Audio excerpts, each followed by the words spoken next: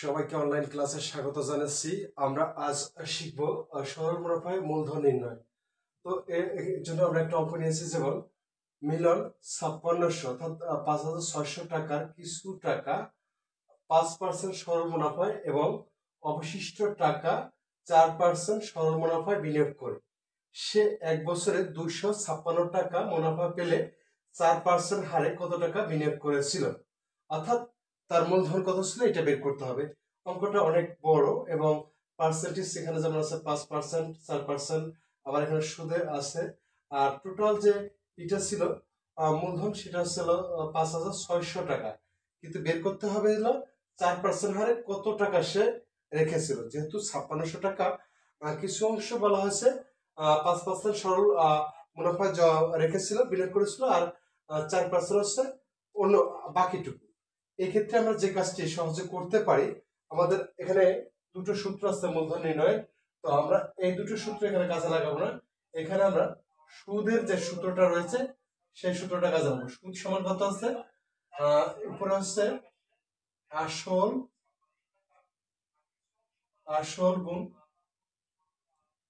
গুণ সময় গুণ হচ্ছে হার বাই হচ্ছে 100। সুদের সূত্র এটা, সুদ সমান হচ্ছে আসল গুণ সময় গুণ হার বাই হচ্ছে 100। এটিকে আমরা নিতে পারি। আর এখানে যে জিনিসটি সবসময় মাথায় রাখবো, এখানে বের করতে পারছে কত হারে, মানে 4% হারে কত টাকা বিনিয়োগ করেছিল। তো আমরা ধরে নিতে পারি, যেহেতু টোটাল টাকা হচ্ছে 5600, ধরি 4% হারে বিনিয়োগ করে ক টাকা, এটা ধরে নিলাম। তাহলে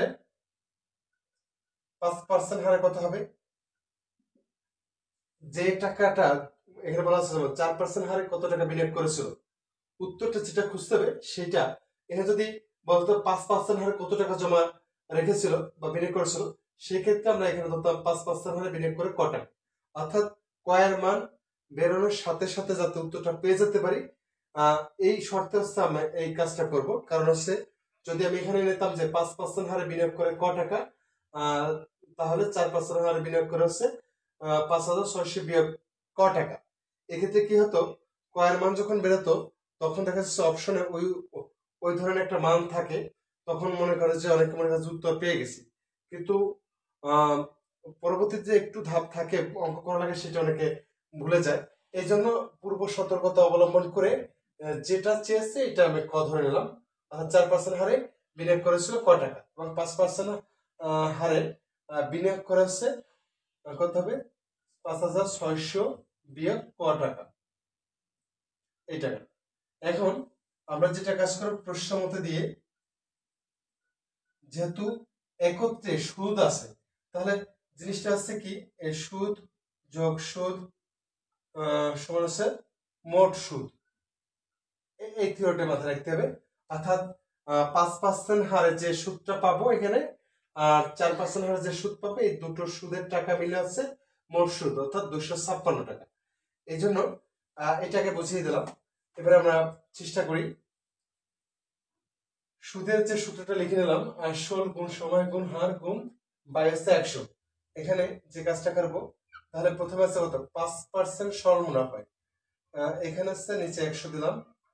আসল 5% আসল কত, 5600 অর্থাৎ 5600 বিয়োগ ক, এটা আছে আসল বিনিয়োগ যেটা করছে 5%। আর সময় হচ্ছে কত বছর, এখানে বলা হয়েছে 1 বছর শেষে, সময় হচ্ছে 1 বছর, আর হার হচ্ছে 5%, তাহলে 5টা লিখে দেবো এখানে, পার্সেন্টের জন্য 100 এখানে দেওয়া আছে, যোগ এখানে 4% হারে বিনিয়োগ করছে ক টাকা, তাহলে ক হচ্ছে আসল, সময় কত 1 বছর, হার হচ্ছে 4% বা 100। এইটা অর্থাৎ এখানে একটা সুদ বের হবে, 5% হারে যে টাকাটা বিনিয়োগ করা ছিল এখানে একটা সুদ পাবো, এবং 4% হারে যে টাকাটা বিনিয়োগ করা হচ্ছে এখানে একটা সুদ পাবো। এই দুটো সুদ মিলে হবে হচ্ছে 256 টাকা। এবার আসি, কাজ করি। এখানে যদি কাটাকাটি করা যায় বা কমানো যায়, এখানে 5 দিয়ে করলে কত হয়, 5 20, এখানে কত হয় 4 দিয়ে করলে 4 25। এখন 25 আর 20-এর লসাগু কত হয় সেটা দেখতে পারি। 25 আর 20 একটু বুঝিয়ে দিচ্ছি। এখানে যদি আমি 5 দিয়ে নিই তাহলে কত হয়? 4 5 20, 5 5 25 আর যায় না, তাহলে 4 5 20, 5 বেশি 100, অর্থাৎ 100 হবে লসাগু। 100 হলো লসাগু। এখানে যেহেতু 20 আসছে আর এখানে 25 আসছে নিচে, আর এখানে যে কাজটা করব, অর্থাৎ এই যে 20 100 মধ্যে কয়বার যাবে? 5 বার। এই 5 উপরের সাথে গুণ হয়ে যাবে, অর্থাৎ এখানে 5 গুণন হচ্ছে কত?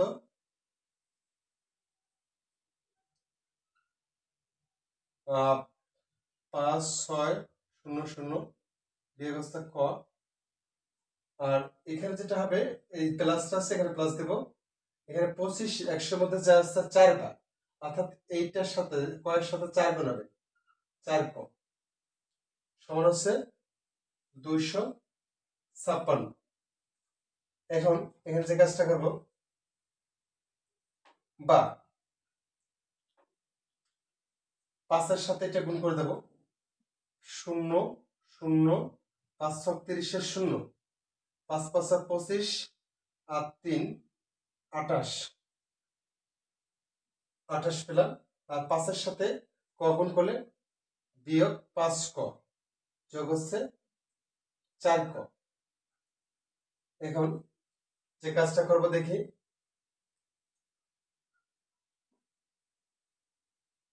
এখানে হচ্ছে 100, এর পাশে হচ্ছে 256।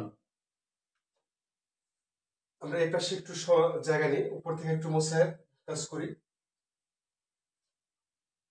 এটা 100টা ওই পাশে নিয়ে গেলে কত হবে? বা এখান থেকে 28,000, 4 ক আর 5 ক আছে, তাহলে এখান থেকে শুধু মাইনাস ক থাকে, সমান এটার পাশে নিয়ে গেলে কত হবে?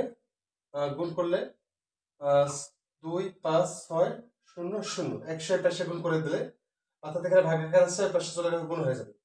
এখানে যে বিষয়টি করতে হবে, আমি যদি এখানে কটা এই পাশে রাখি মাইনাস ক, আর এই পাশে আসছে 25,600, আর 28,000 টাকা এই পাশে নিয়ে মাইনাস হয়ে যায় 28,000।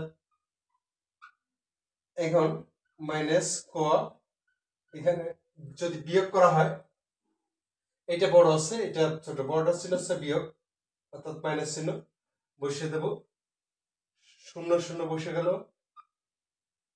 6 আসতে কত হলে 10 হবে, 4 হলে হাতে থাকে 1, 5 আর 1 6, 6 আসতে কত 8 হবে, 2 হলে 2400। এখানে যেটা পাবে এইটা, এটা মাইনাস কেটে দিলাম, অর্থাৎ ক সমান পেলাম কত? 2400। 2400, অর্থাৎ এই যে ক এর মানটা যেটা ধরেছিলাম, ক ছিল হচ্ছে, বলেছিলাম যে 4% হারে বিনিয়োগ করেছিল ক টাকা, অর্থাৎ ক এর মানটা পেয়ে গেলাম কত? 2400, অর্থাৎ 2400 টাকা। এই অঙ্কটার উত্তর হচ্ছে 2400 টাকা, অর্থাৎ 2400 টাকা। 2400 টাকা হচ্ছে সঠিক উত্তর। এখন এই অঙ্কটা দেখতে অনেক বড় মনে হচ্ছে, অনেক পেজ, এবং ওই ক্লেমে করতে গেলে অনেক সময় লাগে। তো এই ক্ষেত্রে আমি যেটা করেছি, আগে ধরে নিয়েছি 4% হারে টাকা রেখেছিল, বিনিয়োগ করেছিল ক টাকা, এবং 5% হারে রেখেছিল 5,600 বিয়োগ ক টাকা। তখন আমি দুটো সুদের সূত্র এখানে বসিয়ে দিয়ে কাজ করলাম। এই পাশে যে সুদের টাকা পাবো, আর 4% হারে যে টাকাটা পাবো, এই দুটো টাকা মিলে হচ্ছে 256 টাকা। তারপরে যোগ বিয়োগ গুণ ভাগ সরল করে শেষে যেটা হলো ক এর মানটা পেয়ে গেলাম 2400 টাকা, অর্থাৎ সঠিক উত্তর হচ্ছে 2400 টাকা বা 2400 টাকা।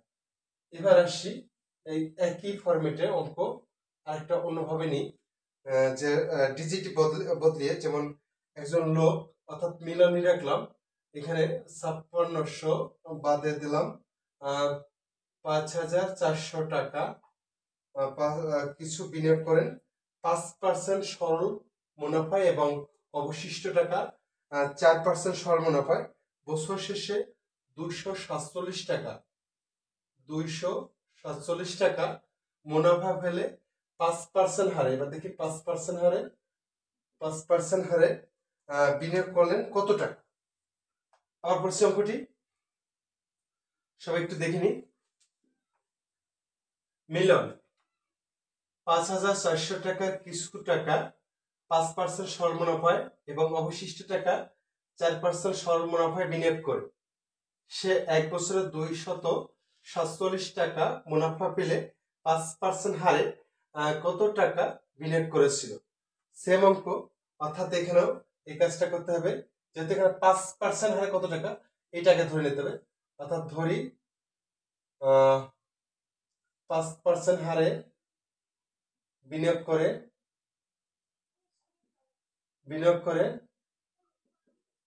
ক টাকা এবং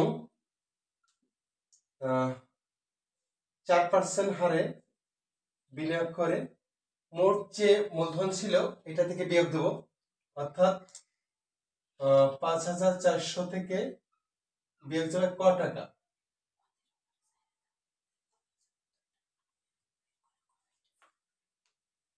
এখন এটা তো প্রথম যে আমি অঙ্কটা করে দিয়েছি, এটা যদি অনেকে চেষ্টা করতে পারো সেক্ষেত্রে উত্তরটা বের করে নিয়ে আসতে পারো, তো নিজেরাও চেষ্টা করতে পারো।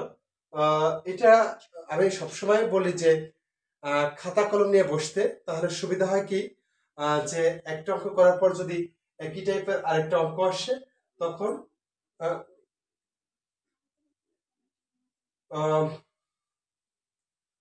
নিজেরা করতে পারবে।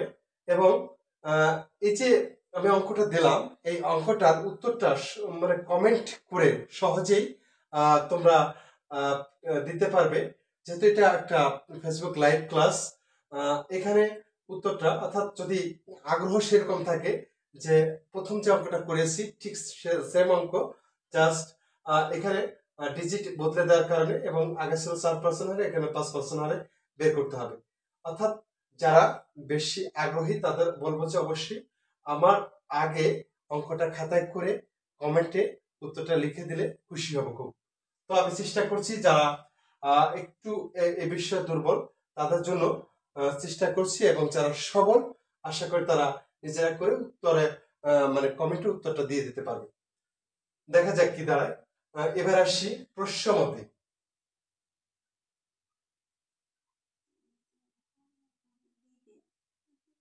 প্রশ্নমতে আসি, তাহলে 5% হারে বিনিয়োগ করেছিল কত টাকা, 5% হারে আছে ক টাকা বিনিয়োগ করে, গুণ হচ্ছে সময় হচ্ছে কত, যেহেতু 1 বছর 1 লিখলাম, আর হার হচ্ছে 5, এখানে হচ্ছে 100 হচ্ছে নিচে, যোগ হচ্ছে কত হবে 4% হারে বিনিয়োগ করেছিল, অর্থাৎ মূলধন কত 5,400 বিয়োগ হচ্ছে ক, গুণ হচ্ছে সময়টা হচ্ছে 1 বছর, যেহেতু এখানে 1 হবে, আর পার্সেন্টেজটা হচ্ছে 4%, এখানে 4%, আর নিচে হচ্ছে 100। এখানে যদি এইভাবে লিখতাম তো এই পার্সেন্টেজটা তোলার জন্য 100 দ্বারা ভাগ করা লাগতো, এই জন্য এখানে 100 বসিয়ে দিচ্ছি, এখানে জাস্ট 4 লিখেছি, আর এখানে তেমনি 5 লিখেছি। এই দুটো, এখানে একটা সুদের পরিমাণ, এখানে একটা সুদের পরিমাণ, দুটো সুদ মানে হচ্ছে 247 টাকা। এবার একটা কাজ করি, এখানে একই জিনিস, অর্থাৎ আমি এখানে সরাসরি এখানে কত হয় একটা লাইন বেশি করি, গুণ করলে কত হয় 5 ক, নিচে আছে কত 100 আছে 100, যেহেতু দুই পাশে সমান কাটাকাটি করার দরকার নেই, এখানে কত হয় এই 4, এটার সাথে গুণ করে দিলে যেটা হবে প্রথমে হচ্ছে 0 0 4 কে 4, এটা হয়ে গেল, 4 এর সাথে এইটা গুণ করে দেবো, 0 4 4 16 6, তারপরে আছে 4 5 20 আর 1 21, এটা আর মাইনাস 4 ক, এটা পেলাম। তো এখানে আছে 100, এখানে আছে 2 7 4 7, আচ্ছা এখানে 100 লসাগু নিয়ে নিলাম, 100 100 মধ্যে 100 একবার যায়, অর্থাৎ এখানে 5 ক প্লাস এখানে একই দশা অর্থাৎ 100 মধ্যে অর্থাৎ ভাজ্য 100 এবং ভাজক হচ্ছে 100, সেক্ষেত্রে ভাগফল 1 হয়, 1 দ্বারা গুণ করলে যা আছে তাই বসে যায়। অর্থাৎ 21,600 বিয়োগ হচ্ছে 4 ক সমান হচ্ছে 2, 4, 7। এবার একটা কাজ করতে পারি, এখানে আছে 5 ক, এখানে আছে 4 ক, 4 ক 5 ক থেকে 4 ক চলে গেলে থাকে একটা ক প্লাস এখানে আছে 21,600 সমান এই 100 এখানে ভাগাকার আছে, ডান পাশে নিয়ে গেলে গুণ হয়ে যায়, অর্থাৎ 247 সাথে 100 গুণ করলে যেটা হবে 24,700। এবার আমরা যে কাজটা করবো, এই 21,600 ডান পাশে নিয়ে যাব, ক ইকুয়াল হচ্ছে 24,700 বিয়োগ হচ্ছে 21,600 বা ক সমান পাবো, এখানে যদি বিয়োগ করি 0 0 পেয়ে গেলাম, অর্থাৎ 6 আছে 41, 7 হবে, 1 হলে 1 আছে কত হলে 4 হবে, 3 হলে এত টাকা পেলাম। অর্থাৎ 3,100 টাকা কয়ের মান, যেহেতু এখানে প্রশ্নে বলা হয়েছে যে 5% হারে কত টাকা সে রেখেছিল, অর্থাৎ এই জন্য আমি ধরেছিলাম যে 5% হারে বিনিয়োগ করেছিল ক টাকা, যেহেতু কয়ের মানটা পেয়ে গেলাম কত 3,100 টাকা। সঠিক উত্তর 3,100 টাকা। এটা যারা প্র্যাকটিস করেছো আমার সাথে অবশ্যই তাদের এই উত্তরটা আসার কথা, এবং যদি কমেন্টে জানাতে খুশি হতাম এবং আগ্রহটা বেড়ে যেত শেখানোর। তো অবশ্যই পরবর্তীতে আমি এইরকম একটা অঙ্ক করে দেওয়ার পর ঠিক সেম জাস্ট ডিজিট বদল করে অন্য একটা অঙ্ক দেবো। এটা যদি সবাই একটু চেষ্টা করি সাথে সাথে তাহলে অবশ্যই ভালো হবে। তো আজ এই পর্যন্ত। এই ধরনের অঙ্ক অবশ্যই এই নিয়মে করলে খুব সহজে সমাধান চলে আসবে। তো সবাইকে ধন্যবাদ এবং কৃতজ্ঞতা স্বীকার করে আজ এই মুহূর্তে বিদায় নিচ্ছি। সবাইকে শুভরাত্রি।